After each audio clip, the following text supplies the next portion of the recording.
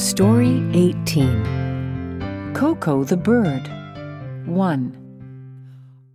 Coco the bird lived in a pet store, waiting for someone to buy him.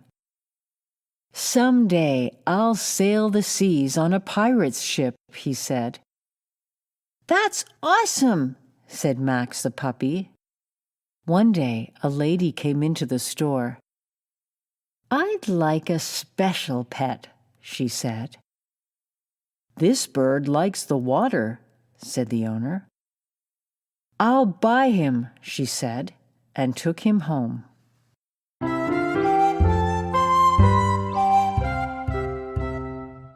A special pet?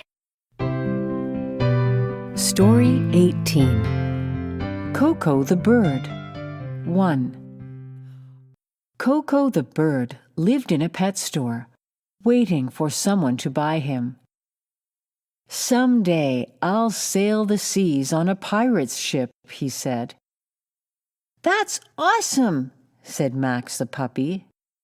One day a lady came into the store. "I'd like a special pet," she said. "This bird likes the water," said the owner. "I'll buy him," she said, and took him home.